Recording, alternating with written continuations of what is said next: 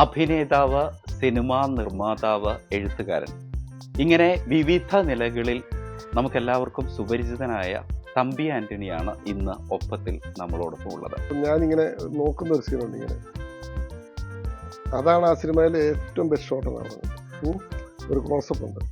മലയാള cinema പ്രേക്ഷകർക്ക് വളരെ അടുപ്പമുള്ള ബാബു ആന്റണിയുടെ സഹോദരൻ കൂടി ആണ് അദ്ദേഹം. ഒരു സമാന്തര സിനിമയുടെ വക്താക്കളിൽ ഒരാൾ കൂടിയാണ് തമ്പിച്ചേട്ടൻ. അതുകൊണ്ട് ഞാൻ ചോദിക്കുന്നത്, ഈ സമാന്തര സിനിമയ്ക്ക് എന്ത് സംഭവിച്ചു, എന്ത് സംഭവിക്കുന്നു, എന്ത് സംഭവിക്കും? അല്ല, ഞാൻ പറഞ്ഞ അടൂരൊക്കെ സിനിമ ചെയ്യുന്ന സമയത്ത് കഴിഞ്ഞ 30 വർഷമായി അമേരിക്കയിലെ കാലിഫോർണിയയിലാണ് അദ്ദേഹം താമസിക്കുന്നത്. വളരെ ഫ്രീക്വൻ്റ് ആയിട്ട് കേരളത്തിൽ വന്നു പോകുന്ന ആൾ കൂടിയാണ്. ഈ കാലയളവിൽ നമ്മുടെ സിനിമാ രംഗത്തും സാഹിത്യ രംഗത്തും സംഭവിച്ച മാറ്റങ്ങളെക്കുറിച്ചും തൻ്റെ വ്യക്തിപരമായ ചില കാഴ്ചപ്പാടുകളും അനുഭവങ്ങളും ഒക്കെയാണ് ഇന്ന് ഒപ്പത്തിൽ അദ്ദേഹം നമ്മളോട് പങ്കുവയ്ക്കുന്നത്. എന്തൊക്കെയാണ് തമ്പിച്ചേട്ടൻ്റെ ഇപ്പോഴത്തെ ആക്ടിവിറ്റീസ്? എന്താണ് കൂടുതൽ ശ്രദ്ധ? എഴുത്തിലാണോ അതോ സിനിമയിലാണോ? എഴുത്തിൽ തന്നെയാണ് ഞാൻ കൂടുതൽ ശ്രദ്ധ കേന്ദ്രീകരിച്ച് വരുന്നത്. അപ്പം അന്നേരമാണ് നല്ല സിനിമകൾ വന്നു. ഇപ്പോഴും അഭിനയിക്കുന്ന സിനിമകൾ? ഇപ്പൊ അഭിനയിക്കുന്ന തമിഴ് സിനിമയാണ് മൊരടൻ. എന്റെയും ആദ്യത്തെ തമിഴ് പടം എന്ന് പറയാം. കാരണം ഇതിനു മുമ്പ് ഡബിംഗ് ഒക്കെ വന്നിട്ടുണ്ട്, മാധവന്റെ കൂടെ ഒക്കെ അഭിനയിച്ചു. പക്ഷെ എൻ്റെ ആദ്യത്തെ ഒരു ഇൻഡിപെൻഡന്റ് ആയിട്ടുള്ള തമിഴ് മൂവി ഇതാണ് ആദ്യമായിട്ട്. എങ്ങനെയാ അതിനകത്ത് ക്യാരക്ടർ? ഞാൻ ഇതുവരെ ചെയ്യാത്തൊരു വില്ലൻ എന്ന് വെച്ചാൽ ഒരു വലിയൊരു ജമീന്ദാർ, ഒരു തമിഴിലെ തെങ്കാശി എന്ന സ്ഥലത്ത് ഒരു വലിയൊരു പണക്കാരൻ, അങ്ങനത്തെ ഒരു സെമി വില്ലൻ ടൈപ്പ് ക്യാരക്ടർ. തമ്പിച്ചേട്ടൻ ഇതുവരെ വില്ലൻ റോൾസ് ഒന്നും ചെയ്തിട്ടില്ല അല്ലേ? വില്ലൻ വില്ലൻ അല്ല, ഞാൻ ഇൻഗോസോ സീനില് നെടുമുടിയുടെ കൂടെ ഡോക്ടറായിട്ട് വരുന്ന ഒരു നെഗറ്റീവാണ്. പക്ഷെ ഇറ്റ്സ് നോട്ട് പ്രത്യക്ഷത്തിൽ വില്ലൻ അല്ല, പക്ഷെ ഒരു വില്ലൻ ക്യാരക്ടറാണ്. അത് വില്ലനെല്ലാം പ്ലാൻ ചെയ്യുന്ന ആളായിട്ടാണ്. അത് മാത്രമേ ഒരു വില്ലൻ ഷെയ്ഡുള്ള ക്യാരക്ടർ. ശരിക്കുള്ള പക്കാ വില്ലനായിട്ട് ആദ്യമായിട്ടാണ് ഈ മൊരടനകത്ത്. തമ്പിച്ചേട്ടൻ ഇതുവരെ ചെയ്തിട്ടുള്ള കഥാപാത്രങ്ങളിൽ തമ്പിച്ചേട്ടന് ഏറ്റവും അധികം ഒരു സാറ്റിസ്ഫാക്ഷൻ കിട്ടിയിട്ടുള്ള കഥാപാത്രം? ബിയോണ്ട് ദ സോൾ എന്നുള്ള സിനിമയ്ക്ക് ഒരു ഇന്റർനാഷണൽ അവാർഡ് കൂടി വാങ്ങിച്ച ആക്ടർ കൂടിയാണ് അദ്ദേഹം. അതെ, ബിയോണ്ട് ദ സോൾ ഞാൻ എൻ്റെ ആദ്യകാലത്തെ ഒരു നായക കഥാപാത്രമാണ്. അപ്പൊ എനിക്കത് ചെയ്യാൻ ധൈര്യമൊന്നുമില്ല. രാജീവ് പറഞ്ഞു ഇങ്ങനെ ഒരു, ഞാൻ പറഞ്ഞത് ഭയങ്കര രാജീവ് അഞ്ചല രാജീവ് പറഞ്ഞു ലുക്ക് കൊണ്ട് ആചാര്യ കഥാപാത്രം, ബാക്കിയെല്ലാം തന്നെ വന്നോളൂ, അഭിനയിക്കാതിരുന്നാൽ മതി, ഞാൻ പറയുന്നവരെ ചെയ്താൽ മതി. അങ്ങനെ അഭിനയിക്കുകയാണെന്ന് എനിക്ക് തോന്നിയില്ല, അഭിനയിച്ചില്ല. അതുകൊണ്ടായിരിക്കും അവാർഡ് കിട്ടിയത്. ഇല്ല, തമ്പിച്ചേട്ടൻ അങ്ങനെ ഒരു സ്പിരിച്വൽ പേഴ്സൺ, ഒരു ലുക്ക് ഉണ്ട്. അതുകൊണ്ടാണ് ഒരു സന്യാസി. അല്ല, അവസാനമേ ലാസ്റ്റ് ഒരു ഷോട്ട് ഉണ്ട്. അതായത് ഈ പേഷ്യന്റ് മരിച്ചു കഴിയുമ്പോൾ ഈ ആചാര്യയുടെ അടുത്ത് വന്ന് പറയുന്നുണ്ട്, ഇയാൾ ട്രീറ്റ് ചെയ്ത പേഷ്യന്റ് മരിച്ചു, അതായത് പൂർവ്വജന്മകൃതം പാപം വ്യാധി രൂപേണ ജായത, അങ്ങനെ ഉണ്ടായ അസുഖമാണ്. ആ അസുഖത്തെ ട്രീറ്റ് ചെയ്യാനാണ് അമേരിക്കയിൽ ഒരു ഡോക്ടർ വരുന്നത്. അവസാനം ആ ആള് മരിച്ചു എന്ന് പറയുമ്പോൾ ഞാനിങ്ങനെ നോക്കുന്ന ഒരു സീനുണ്ട് ഇങ്ങനെ, അതാണ് ആ സിനിമയിലെ ഏറ്റവും ബെസ്റ്റ് ഷോട്ട് എന്ന് പറഞ്ഞത്. ഒരു ക്ലോസപ്പ് ഉണ്ട്. പക്ഷെ ഞാനിങ്ങനെ രാജീവ് അവിടെ നിൽക്കുന്ന ഇങ്ങനെ നോക്കിയതാ. പക്ഷെ എന്റെ മുഖത്തെ ഇത് അഭിനയിച്ചൊന്നുമല്ല, പക്ഷെ ആ ഒരു ലുക്ക് ഭയങ്കര ഷോട്ടായിരുന്നു അവിടെ. ആ ക്ലോസപ്പ് എന്ന് പറഞ്ഞാൽ നമ്മൾ അറിയാതെ ഉണ്ടാകണം അഭിനയം. അല്ലാതെ ഒരു ക്യാമറയുടെ മുന്നിൽ നിന്ന് അഭിനയിക്കുകയല്ല അഭിനയം. അപ്പൊ എന്നോട് പലരും ചോദിച്ചു എവിടെയാണ് അഭിനയം പഠിച്ചത്? ഞാൻ പറഞ്ഞു ഞാൻ അഭിനയം പഠിച്ചിട്ടില്ല, ഞാൻ അഭിനയിക്കുന്നില്ലല്ലോ, ഞാൻ പഠിച്ചാലേ അഭിനയിക്കാൻ പറ്റുള്ളൂ. അപ്പൊ ഭയങ്കര ഈ ഫെസ്റ്റിവലിനെ എല്ലാവരും വരെ കൈയടിയായിരുന്നു. ഞാൻ അഭിനയം പഠിച്ചിട്ടില്ല, അവിടെ അഭിനയിക്കുന്നുമില്ല, just behaving in front of the camera. പിന്നെ ഉള്ളതെന്ന് പറഞ്ഞാൽ ഏറ്റവും ലാസ്റ്റ് ചെയ്ത ഹെഡ് മാസ്റ്ററാണ്. അത് അധികം പേര് കണ്ടിട്ടില്ല. എന്നെ കണ്ടമാനം എനിക്ക് ഞാൻ ചെയ്തതിൽ ഏറ്റവും നല്ല കഥാപാത്രം. പിന്നെ അറിയാമല്ലോ സൂഫി പറഞ്ഞ കഥ, അതായിരുന്നില്ലേ രാജീവ് നാഥ് ചെയ്ത സൂഫി പറഞ്ഞ കഥ? അത് അതിനു മുമ്പ് ചെയ്തതിൽ ഏറ്റവും നല്ല കഥാപാത്രമാണ്. പ്രകാശ് ബാരയൊക്കെ അത് ശ്രദ്ധിക്കപ്പെട്ട ക്യാരക്ടർ. അത് തമ്പിച്ചേട്ടനും പ്രകാശ് ബാരയും കൂടെയാണ് അത് പ്രൊഡ്യൂസ് ചെയ്തത്. അതെ. പ്രിയനന്ദന്റെ നാഷണൽ അവാർഡ് കിട്ടിയ ഡയറക്ടറാണ്. അതുപോലെ രാജീവ് നാഥ് നാഷണൽ അവാർഡ് കിട്ടിയ ഡയറക്ടറാണ്. അതെ, ഞാനും ബാബുവും കൂടെ ചെയ്ത ഒരു മേജർ മൂവിയാണ് ഹെഡ് മാസ്റ്റർ. അതിപ്പോൾ ആമസോണിൽ എടുത്തിട്ടുണ്ട്. പക്ഷെ അധികം പേരിൽ കാണാത്തത് കൊണ്ട് പലർക്കും അതിനെപ്പറ്റി അറിയില്ല. പക്ഷെ എനിക്ക് ഏറ്റവും സാറ്റിസ്ഫാക്ഷൻ, അതായത് മലയാളത്തിലെ നല്ലൊരു എഴുത്തുകാരൻ്റെ ഒരു കഥാപാത്രം, അതൊരു വലിയ ഭാഗ്യമല്ലേ. 100 വർഷം കഴിഞ്ഞാലും ആ സിനിമയായിരിക്കും കോളേജിലും യൂണിവേഴ്സിറ്റിയിലും കാണിക്കാൻ പോകുന്നത്. അല്ലാതെ ഇപ്പോഴത്തെ കൊമേഴ്സ് പടമായിരിക്കില്ല. അപ്പൊ അങ്ങനെയൊക്കെയുള്ള സിനിമയിൽ അഭിനയിക്കുമ്പോൾ നമുക്കൊരു സാറ്റിസ്ഫാക്ഷൻ ഉണ്ട്.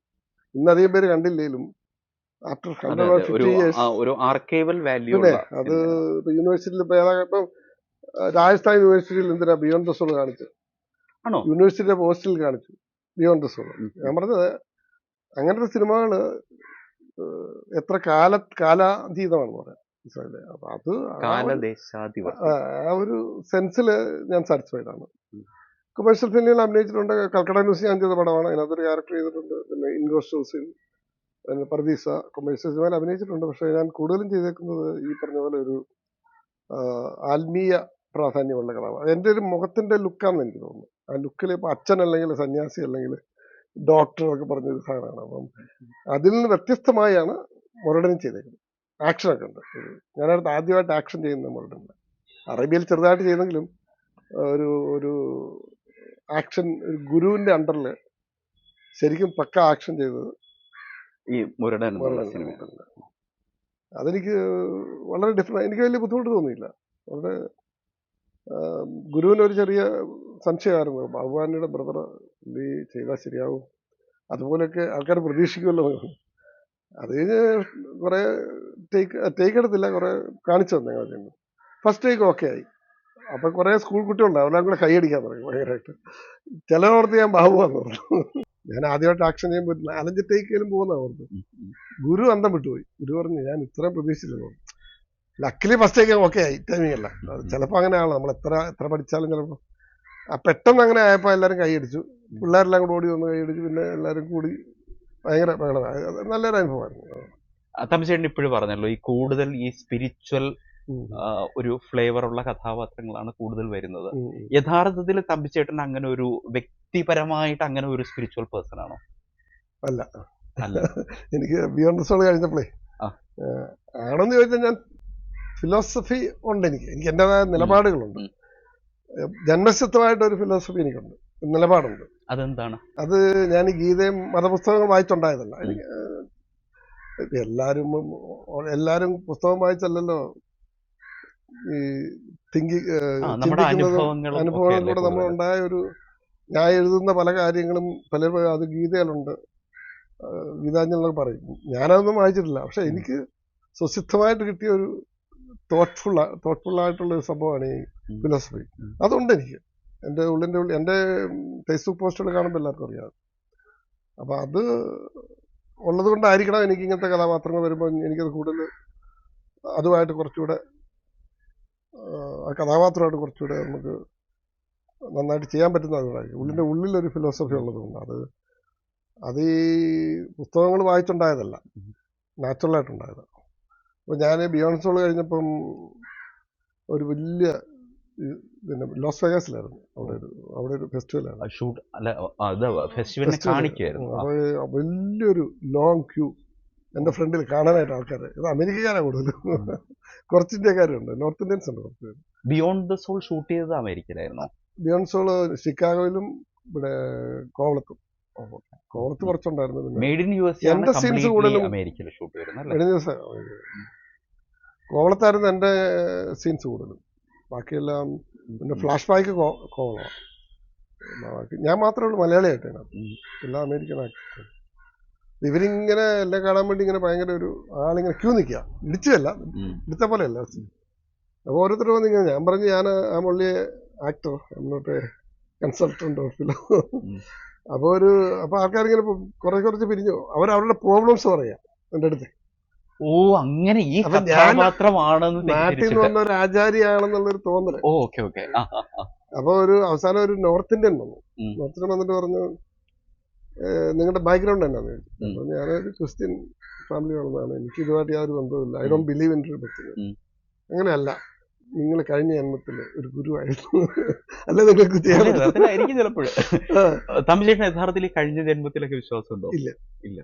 വൺ ലൈഫ് ടു ലീവ് എന്നുള്ളത് ഞാൻ വിശ്വസിച്ചിരുന്ന ഒരു കാലമുണ്ട്. പക്ഷെ പിന്നീട് ഞാൻ അതിനെപ്പറ്റി പഠിച്ചു, വായിച്ചു കഴിഞ്ഞാൽ മനസ്സിലായത് നമ്മളെന്ന് പറഞ്ഞാൽ പ്രപഞ്ചത്തിൽ എന്നതാ നെഗ്ലിജിബിൾ പാർട്ടുണ്ട്. ഈ ഭൂമി തന്നെ നെഗ്ലിജിബിളാണ്. അതായത് ഈ സൗരയൂഥം ക്രോസ് ചെയ്യണമെങ്കിൽ 14 ബില്യൺ ലൈറ്റ് ഇയേഴ്സ് ആണ്. അതുപോലെ എത്ര മില്യൺ ലൈറ്റ് ഇയേഴ്സ് ആണ് ഈ പ്രപഞ്ചം എന്ന് പറയുന്നത്. അതിനകത്ത് ഭൂമി എന്ന് പറഞ്ഞാൽ നത്തിങ്. ആ നത്തിങ്ങിലെ ഒരു നത്തിങ്ങാണ് നമ്മൾ. അപ്പം നമ്മളാണ്, നമ്മളെപ്പോലെ ദൈവം ഇരിക്കണം, നമുക്ക് വേണ്ടിയാണ് ഈ ദൈവം ഇരിക്കുന്നതൊക്കെ ചിന്തിക്കുന്ന ഒരു വളരെ ബാലിശമായ ഒരു ചിന്താഗതിയാണ്. നമ്മളുണ്ടാക്കിയ മതം, നമ്മളുണ്ടാക്കിയ ദൈവം. കാരണം തുടക്കമില്ലല്ലോ, നേച്ചറിന് തുടക്കമില്ല, അവസാനമില്ല. നമ്മൾ ജനിക്കുമ്പോൾ നമുക്കൊരു തുടക്കമുണ്ട്, നമ്മുടെ ലോകം തുടങ്ങുവാണ്. നമ്മൾ മരിക്കുമ്പോൾ നമ്മുടെ ലോകം തീരും. ഇത് പ്രകൃതിയായിട്ട്. അപ്പൊ പ്രകൃതി അങ്ങനെ ആയിരിക്കണമെന്ന് നമ്മൾ ചിന്തിക്കേണ്ട കാര്യമില്ല. തുടക്കം ഉണ്ടെങ്കിലല്ലേ സൃഷ്ടി നടന്നാലേ സൃഷ്ടികർത്താവുള്ളൂ. സൃഷ്ടിയില്ലല്ലോ, സൃഷ്ടികർത്താവിന്റെ ആവശ്യമില്ല. ഇതിവിടെ ഉണ്ടായിരുന്ന വിശ്വസിച്ചാൽ തന്നെ കുഴപ്പം. It was here, it will be there. Changes ഉണ്ടാകും. ഈ പറഞ്ഞ പോലെ പല പൊട്ടിത്തെറികളൊക്കെ ഉണ്ടായി, അണഭൂമി ഉണ്ടാകും. അത് ഇനിയും ഉണ്ടാകും. ഒരു ദിവസം നമ്മളില്ലാതാകും. ചിലപ്പോൾ അടുത്ത ഒരു മില്യൺ ഇയേഴ്സ് വരുമ്പോൾ ഭൂമി തന്നെ കാണുകയില്ല. മനസ്സിലായില്ലേ? ആ ചേഞ്ചസ് ഉണ്ടാകും. ചേഞ്ച് ഓഫ് എനർജീസ് ആണ്. നമ്മളെന്ന് പറഞ്ഞൊരു ഇതിനകത്തൊരു നമ്മളാണ് വലുത്. അല്ല, തമിഴ്ചേട്ടൻ ഇപ്പൊ പറയുന്നത് ഇപ്പൊ നമ്മളുടെ ഒരു ദൈവസങ്കല്പങ്ങൾ എന്ന് പറഞ്ഞാൽ ഒരു കഴുതയുടെ ദൈവം ഒരു സൂപ്പർ കഴുതയായിരിക്കും, അല്ലെങ്കിൽ ഒരു കുതിരയുടെ ദൈവം സൂപ്പർ കുതിരയായിരിക്കും എന്ന് പറയുന്നത് പോലെയുള്ളൂ. മാത്തമാറ്റിക്സിലൊരു സീരീസ് ഉണ്ട്, ഇൻഫിനിറ്റ്. മാത്തമാറ്റിക്സ് പഠിച്ചിട്ടുണ്ട്. തുടക്കം ഇല്ല, അത് ഇൻഫിനിറ്റ് ആണ്. തുടക്കം അവസാനവും അതുപോലെ ഇൻഫിനിറ്റ് ആണ്. Both side is infinite. അപ്പം പ്രകൃതി എന്ന് പറയുന്നത് എപ്പോഴും ഉണ്ട്, ഇവിടെ ഉണ്ടായിരിക്കും, ഇനിയുണ്ട്. കാരണം ആരും സൃഷ്ടിക്കേണ്ട ആവശ്യമില്ല. ഇതിങ്ങനെ ഒരു എനർജിയാണ്, ഫോം ഓഫ് എനർജിയാണ്. അപ്പൊ അതിനകത്ത് നമുക്കൊരു ദൈവം വേണം, നമ്മളെപ്പോലെ ദൈവം ഇരിക്കണം. അപ്പൊ അങ്ങനെ ഉറുമ്പ് വിചാരിക്കും ഉറുമ്പിനെ പോലെ ദൈവം എന്ന് പറഞ്ഞാൽ നമ്മളൊരു ഉറുമ്പിനേക്കാളും ചെറുതാ പ്രപഞ്ചത്തില്. മുതലുള്ള തമിഴ്ചേട്ടൻ ഇപ്പൊ പറഞ്ഞ ആ ഒരു ഫിലോസഫി ഉണ്ടല്ലോ, അത് എന്റെ കുട്ടിക്കാലത്ത് കേട്ടുള്ള ഒരു ഇന്റർവ്യൂ ആണ്, നെടുമുടി വേണുവിന്റെ. അപ്പൊ ഈ നെടുമുടി വേണുവിനോട് ആരാ ഇന്റർവ്യൂ ചെയ്തെന്ന് ഞാൻ മറന്നുപോയി. ഒരാൾ ഇങ്ങനെ ചോദിക്കുവാണ്, ഈഗോയെ കുറിച്ച് ചോദിക്കുവാണ്. അങ്ങനെ ഈഗോ അത് റിലേറ്റഡ് എന്തോ ഒരു ചോദ്യമാണ്. അപ്പൊ ഇദ്ദേഹം പറഞ്ഞു, ഇപ്പോഴ് ഞാൻ ഇടയ്ക്ക് മെഡിറ്റേറ്റ് ചെയ്യുന്ന ആളാണ്. മെഡിറ്റേറ്റ് ചെയ്യുന്ന സമയത്ത് അതിന്റെ ഒരു ഏതോ ഒരു അവസ്ഥയിൽ ഞാനിങ്ങനെ ഈ പ്രകൃതിയെയും ഈ എല്ലാത്തിനെയും മേളിൽ നിന്ന് കാണുന്ന ഒരു പോയിന്റിലേക്ക് ഞാൻ എത്താറുണ്ട്. അപ്പോഴാണ് ഈ തമിഴ്ചേട്ടൻ പറഞ്ഞ സെയിം കാര്യം, നമ്മളൊന്നും അതിനകത്ത് കണ്ടുപിടിക്കാൻ പറ്റില്ല. ഈ ഞാൻ എന്ന് പറഞ്ഞ് നടക്കുന്നേ. അതെ, അത് തന്നെയല്ലേ വൈക്കം മുഹമ്മദ് ബഷീർ പറഞ്ഞു, ഞാൻ എന്ന് അഹങ്കരിച്ച രാജാക്കന്മാരും മറ്റും ഇവിടെ. പിന്നെ നമ്മളിങ്ങനെ ദൈവത്തിനെയും മതത്തിനെയും ഒക്കെ ഉണ്ടാക്കി ഇങ്ങനെ, അതൊരു മാനസിക ഡിലൂഷനാ. ദൈവത്തെ കാണുന്നതും, ഹിന്ദുക്കൾ ഹിന്ദു ദൈവത്തെ കാണും, ക്രിസ്ത്യാനികൾ ക്രിസ്ത്യൻ ദൈവത്തെ കാണും. പിന്നെ പ്രേതം സാരി കൊടുത്തു പോയി, സാരി ഇടുന്ന പോയത്, അത് കറണ്ട് ഇല്ലാത്ത കാലം. കറണ്ട് വന്നപ്പോ പ്രേതമെല്ലാം പോയത്. പ്രേതമില്ലല്ലോ ആരും. പ്രേതവും ദൈവവും ഒന്നും ഇല്ല. ഈ ആത്മാവാണ് ഏറ്റവും വലിയ. ആത്മാവ് വെച്ചോണ്ടാണ് ഇതെല്ലാം കളിക്കുന്നത്. ആത്മാവ് ഉണ്ടെന്ന് പറഞ്ഞാണ് ഈ മതം എല്ലാം ഉണ്ടാക്കിയേക്കുന്നത്. അങ്ങനെ ഒരു സംഭവം ഇല്ലല്ലോ. അങ്ങനെ നമ്മൾ ഉറങ്ങുമ്പോൾ ആത്മാവ് ഇവിടെ പോകുന്ന. ഇപ്പൊ നമ്മളൊരു സർജറിക്ക് വേണ്ടി നമുക്ക് നമ്മുടെ ബോധം കിടക്കും, അനസ്തേഷ്യ. It's dead. ആ സർജറി ഫെയിലായാൽ നമ്മളൊന്നും അറിയില്ല. മനസ്സിലായില്ലേ? ഇപ്പൊ ആത്മാവ് ഇവിടെ മോളിൽ ഇങ്ങനെ നിൽക്കുവാണ് ആത്മാവ്, നമ്മളെ നോക്കി. ഒന്നും വേണ്ട, ഒരു 5 മിനിറ്റ് ഉറങ്ങി നോക്ക്, ഡെഡ്. മരണം അത്രേ ഉള്ളൂ. മരണത്തിന് നമ്മൾ വിഷമിക്കേണ്ട ആവശ്യമില്ല. മരണം എന്ന് പറഞ്ഞാൽ ജീവിച്ചിരിക്കുന്നവരുടെ ദുഃഖം. നമ്മൾ ഉറങ്ങി കിടക്കുമ്പോ സ്വപ്നം കാണുമല്ലോ. തമിഴ്ചേട്ടന്റെ ഉറക്കമാണ് ഈ മരണം എന്ന് പറഞ്ഞത്. അങ്ങനെയാണെങ്കിൽ മരണത്തിന് ശേഷം ഡീപ് സ്ലീപ്പിൽ സ്വപ്നം കാണുകയില്ല. ഡീപ് സ്ലീപ്പിൽ കാണുകയില്ല. നമ്മൾ ചിന്തിച്ച് കിടക്കുമ്പോഴാണ്. ശരിക്കും ഡെഡ് സ്ലീപ്പ് ആണെങ്കിൽ ദാറ്റ്സ് നോട്ട് ഡ്രീം. ചോദിച്ചു നോക്കാം. അതുപോലെയാണ് anaesthesia. It's A dead sleep. Basically it's dead. ഈ സ്വപ്നം കാണുന്ന നമ്മൾ ഉണരും ചിലപ്പോൾ. ഡിസ്റ്റർബ്ഡ് സ്ലീപ്പാണ്. മനസ്സിലായില്ലേ? അത് നമ്മൾ ചിന്തിക്കുകയാണ് ആക്ച്വലി. സ്വപ്നം അല്ലാതെ നമ്മുടെ ആവശ്യമില്ല ചിന്തകൾ നമ്മൾ സ്വപ്നമായിട്ട് കാണുമല്ല. മനസ്സിൽ കൂടെ നമ്മുടെ ചിലപ്പോൾ നമുക്ക് ആഗ്രഹമുള്ള ആൾക്കാരെ മരിച്ചു പോയവരെ കാണുന്നു. നമുക്ക് അവരെ കാണാനുള്ള ഒരു ഡിലൂഷ്യസ് ആയിട്ടുള്ള ഒരു പ്രക്രിയ സ്വപ്നം പറയുന്നത്. അതൊരു നല്ല ഡീപ്പ് സ്ലീപ്പിലൊന്നുമില്ല. അപ്പൊ പിന്നെ ആത്മാവ് ഈ ആത്മാവ് വെച്ചാണ് ഈ മതം മുഴുവൻ ഉണ്ടാക്കിയിരിക്കുന്നത്. ആത്മീയത വെച്ചാണ് കളിക്കുന്നത് സകല മതങ്ങളും. അതില്ലെങ്കിൽ മതങ്ങളെല്ലാം പോയി. ഇല്ലെന്ന് പറഞ്ഞാൽ ആരും വിശ്വസിക്കുകയില്ല. നല്ല കുഴപ്പം. മാത്രമല്ല, ഇപ്പോഴും അമേരിക്കയിൽ ദീർഘകാലമായിട്ട് ജീവിക്കുന്ന ആളെന്നുള്ള രീതിയിൽ തമിഴ്ചേട്ടന് കൂടുതൽ വ്യക്തമായിട്ട് പറയാൻ പറ്റും. കാരണം അമേരിക്കയിലെ കുറെ ചർച്ചുകളെങ്കിലും ഈ ലേലത്തിനും ഒക്കെ വെച്ചിരിക്കുവല്ല, വേണ്ടി വെച്ചിരിക്കുകയല്ല. ഈ ചർച്ചുകളിലേക്ക് ആൾക്കാർ വരുന്നില്ലല്ലോ. എഡ്യൂക്കേഷനും വിവരവും കൂടുമ്പം ഇപ്പോഴത്തെ ഇന്റർനെറ്റും പിന്നെ പുതിയ ഒരു കാലഘട്ടമാണ്. Information is everywhere. ഗൂഗിൾ ചെയ്താൽ അറിയാം. പിന്നെ സയൻസ് കണ്ടമാനം പുരോഗമില്ല. കൂടുതൽ തെളിച്ചമുള്ള തലമുറയാണ് അതുപോലെ ഈ പരിണാമത്തെ പറ്റിയൊക്കെ മനസ്സിലായി. ആദവ പോയ ഉണ്ടാക്കിയതല്ല, പരിണാമം എന്നൊക്കെ സയൻസ് പ്രൂവ് ചെയ്തു. നമ്മൾ സ്കൂളിൽ പഠിക്കുന്നുണ്ടല്ലോ പരിണാമമാണെന്നുള്ളത്. പക്ഷെ എന്നിട്ട് പഠിച്ചിട്ടും തിരിച്ചു വരുമ്പോൾ പള്ളിയിൽ പോയിരുന്ന് പ്രാർത്ഥിക്കുന്നു. മനസ്സിലായില്ലേ? അത് നമ്മളെല്ലാം മനസ്സിലാക്കിയിട്ടും നമ്മളത് ചിന്തിക്കുന്നില്ല. നമ്മൾ ചിന്തിക്കുന്ന ഒരു സമൂഹം വരുമ്പോൾ ഈ മതമൊക്കെ ഇല്ലാതാവും. യൂറോപ്പിലും അമേരിക്കയിലൊക്കെ സംഭവിച്ചതാണ്. അവർ ചിന്തിക്കാൻ തുടങ്ങിയപ്പോൾ അവർക്ക് മനസ്സിലായി പള്ളിയുടെ ആവശ്യമില്ല. മനസ്സിലായില്ലേ? പള്ളികൾ അന്നേരം അമേരിക്കയിലെ പള്ളികൾ മേടിക്കാൻ ആളുണ്ട്, പക്ഷെ യൂറോപ്പിലൊക്കെ പള്ളികൾ മേടിക്കാൻ ആളില്ലാത്തതുകൊണ്ടാണ് അവർ പള്ളി ബാറായിട്ടൊക്കെ പള്ളിയൊക്കെ ബാറാകുന്നുണ്ട്. അയർലൻഡിൽ ഇപ്പോൾ ഈയിടെ എൻ്റെ ഒരു ഫ്രണ്ട് പോയിട്ട് പള്ളി ബാറാക്കിയിട്ട് ആ രൂപമൊക്കെ അവിടെ ഇരിപ്പുണ്ട്, വീഡിയോ എടുത്ത് അയച്ചത്. അപ്പൊ അങ്ങനെ ഒത്തിരി ഉണ്ട്. പക്ഷെ മലയാളികളും പിന്നെ ഫിലിപ്പിനോസ് നമ്മളെക്കാൾ അന്ധവിശ്വാസികളാണ്. മലയാളികളെ ഫിലിപ്പിനോസ് മെക്സിക്കൻസ് ഭയങ്കര വിശ്വാസികളാണ്. അവിടെ കത്തോലിക്ക ക്രിസ്ത്യൻസ് ആണ്. ക്രിസ്ത്യൻസ് അങ്ങനെ സൗത്ത് അമേരിക്കയിലെ ചില കൺട്രീസിലൊക്കെ ഭയങ്കര അവര് ഇപ്പം ചൈനീസ് അവിടെ കത്തോലിക്കരും ക്രിസ്ത്യൻസും ഇല്ല. അവര് പള്ളി മേടിക്കും. നമ്മുടെ മലയാളികള് ജാക്കോബക്കാര്, കത്തോലിക്ക ക്നാനായക്കാര്, മർത്തോമക്കാര് എല്ലാരും പള്ളി മേടിക്കും. ഈ പള്ളികൾ അവിടെ വിൽക്കാനായിട്ടല്ലേ മേടിക്കുന്നത്. അപ്പൊ ഈ ഇമിഗ്രൻസ് ആണ് ഈ പള്ളി നിലനിർത്തുന്നത്. യൂറോപ്പിൽ അങ്ങനെ ഒരു കുടിയേറ്റം ഇല്ല. ഇത്രയധികം ആൾക്കാരില്ലാത്തതുകൊണ്ടായിരിക്കും അവിടെ പള്ളി മേടിക്കാൻ ആളില്ലാത്തതുകൊണ്ടാണ് അത് കൺവേർട്ട് ചെയ്യുന്നത് പല രീതിയിൽ. അപ്പൊ അമേരിക്കയിലെ കുഴപ്പം ഇതാണ്, പള്ളിയായിട്ട് തന്നെ മുന്നോട്ട് പോകും ബിക്കോസ് ഓഫ് ദ ഇമിഗ്രൻസ്. മലയാളികൾ നമ്പർ 1. അപ്പൊ അവിടെ ഇങ്ങനെ എഴുതി വെച്ചിട്ടുണ്ട്, ഇങ്ങനെ ഫിലിപ്പിനോ, ചൈനീസ് ചർച്ചകളെല്ലാം ചർച്ചകൾ. അപ്പൊ അവര് വില കുറച്ച് കൊടുക്കും, കാരണം പള്ളിയായിട്ട് പോകുമല്ലോ. വേറൊന്നും ആകാതെ പള്ളിയായിട്ട് തന്നെ പൊക്കോട്ടുന്നത് കൊണ്ട് അവര് വില കുറച്ചാ കൊടുക്കുന്നത്. ഇനി നമുക്ക് വീണ്ടും സിനിമയിലേക്ക് തിരിച്ചു വരാം. എനിക്ക് യഥാർത്ഥത്തിൽ വ്യക്തിപരമായിട്ട് തമ്പിച്ചേട്ടൻ അഭിനയിച്ചതിൽ ഒരു പൂർണ്ണമായും കഥാപാത്രമായി ജീവിക്കുക എന്നുള്ളൊരു ഫീലൊക്കെ എനിക്ക് തോന്നിയ, അത് പല സിനിമകളുണ്ടാവും, പക്ഷെ അതിൽ ഒരു പ്രധാനപ്പെട്ട സിനിമയാണ് MG ശശി ഡയറക്ട് ചെയ്ത ജാനകി. പക്ഷെ എന്റെ ചോദ്യം അതല്ല, ഈ ജാനകി പോലെ നമ്മളുടെ ഒരു ശക്തമായ ഒരു സമാന്തര സിനിമകൾ നമുക്കുണ്ടായിരുന്നല്ലോ, ഒരു ആർക്കൈവൽ വാല്യൂ ഉള്ള. ഇപ്പോ G അരവിന്ദൻ പോലെ, TV അടൂർ സാർ, ഇങ്ങനെ അത്തരത്തിലുള്ള. പക്ഷെ അത്തരം മലയാള സിനിമകൾക്ക് ഇപ്പോ എന്താണ് സംഭവിക്കുന്നത്? ഇപ്പൊ അത്തരം ഒരുപാട് സിനിമകളുടെ നിർമ്മാതാവാണ് തമ്പിച്ചേട്ടൻ.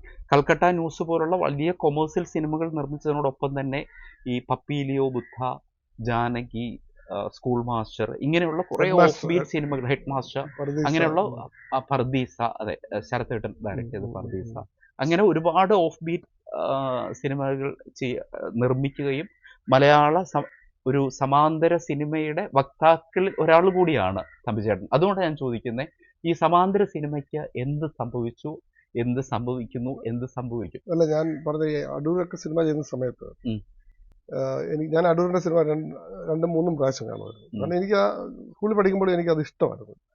അതിഷ്ടം വരാൻ കാരണം എന്താണെന്ന് ചോദിച്ചാൽ അതിൻ്റെ അകത്ത് ഒരു റിയാലിറ്റി ഉണ്ടല്ലോ, അതെനിക്ക് ഇഷ്ടമായിരുന്നു. അല്ലാതെ ഈ അടി ഇടിയുമ്പോഴും അന്നേ എനിക്ക് ഇഷ്ടമായിരുന്നു. പിന്നീട് സംഭവിച്ചു, ഈ കൊടിയേറ്റം എന്നുള്ള സിനിമ കോട്ടയത്ത് 100 ദിവസം ഓടി. അന്ന് 100 ദിവസം ഓടി. അപ്പം എന്തുകൊണ്ട് അന്നത്തെ സിനിമകള്, അതുപോലെ അരവിന്ദന്റെ സിനിമകള്, അതൊക്കെ കളക്ഷൻ ഉണ്ടായിരുന്നു.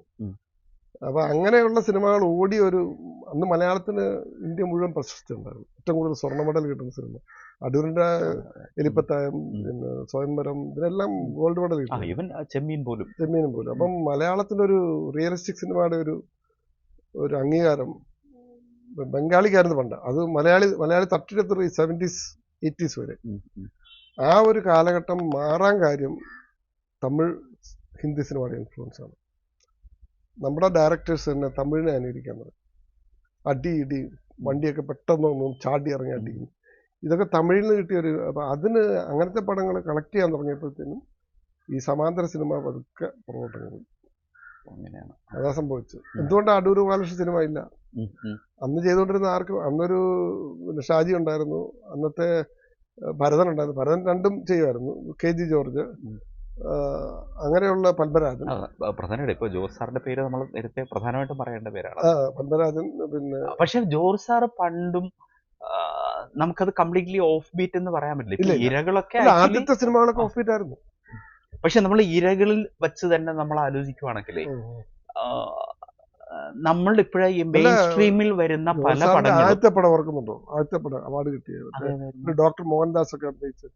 മറ്റേ സ്വപ്നാടനമാണോ? ആ, സ്വപ്നാടനമാണോ കെ ജി ആദ്യത്തെ സിനിമ? ജോർജിന്റെ ആണോ? അങ്ങനത്തെ സിനിമകൾ ചെയ്ത ആളാണ് അദ്ദേഹം. പിന്നെ ഈ സ്വപ്നാടനത്തിന് അത് ഇപ്പൊ തുറന്നു പറയാം, എനിക്കൊരു പേഴ്സണൽ അനുഭവം ഉണ്ടേ. ഉം.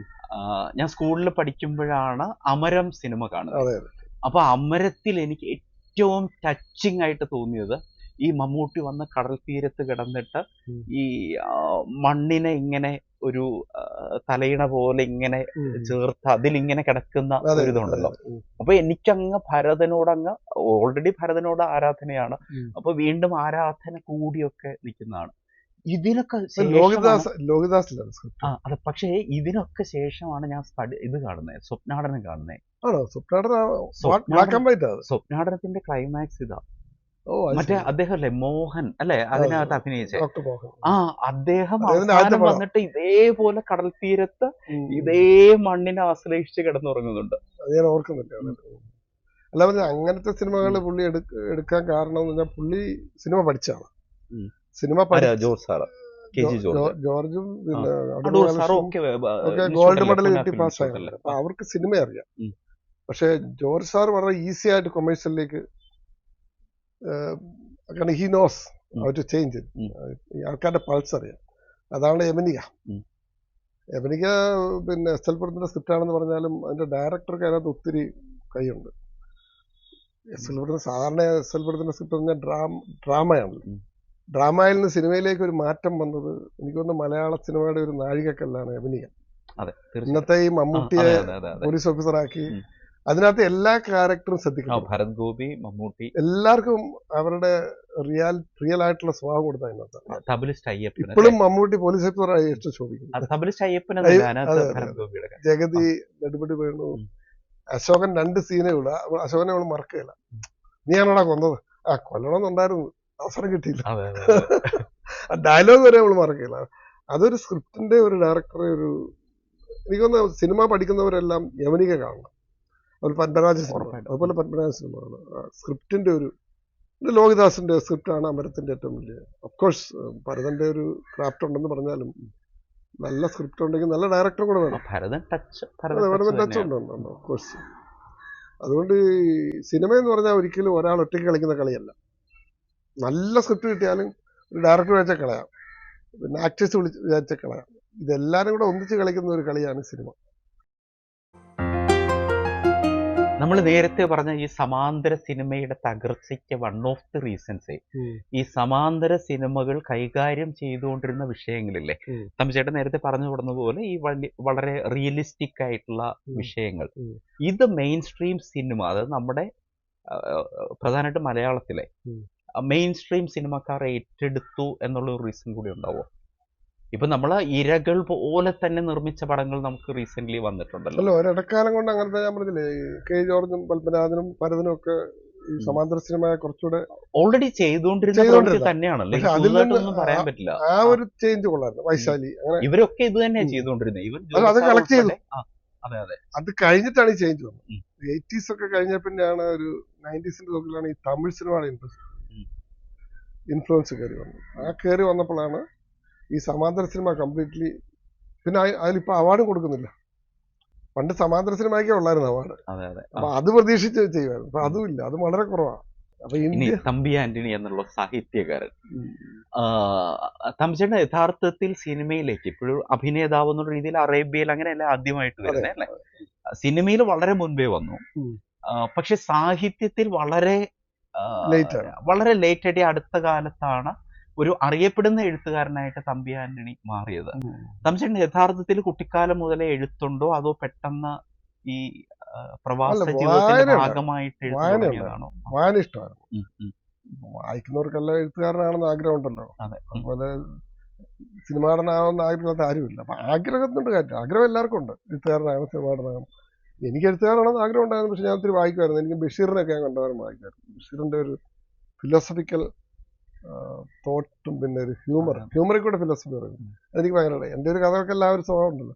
പിന്നെ ടൈറ്റില് വല്ലാത്ത എന്നെ വളരെ ഭ്രമിപ്പിച്ച കഥകളാണ് ബഷീറിന്റെ. മധു ആ ഒരു കാലഘട്ടം. ഇപ്പോഴും വീണ്ടും വായിക്കുമ്പോഴല്ലേ അതെ ഈ എന്തൊരു സ്പിരിച്വൽ ഇൻസൈറ്റ് ആണ് ഇദ്ദേഹം പറഞ്ഞിരിക്കുന്നത്. വളരെ ലൈറ്റ് ആയിട്ട് പറഞ്ഞിരിക്കുന്നത്. വേ ഓഫ് പ്രസന്റ് ആ അത് തന്നെ ഞാൻ ഉപയോഗിക്കുന്നത്. ബഷീറിനെ അനുകരിക്കുകയല്ല, പക്ഷെ എനിക്ക് പറയാനുള്ള കാര്യങ്ങൾ ഞാൻ പറയുന്നുണ്ട്. പക്ഷെ അത് പറയുന്ന രീതി കൊണ്ട് ഉം. ആൾക്കാർ ഒഫൻസീവ് ആകുന്നില്ല.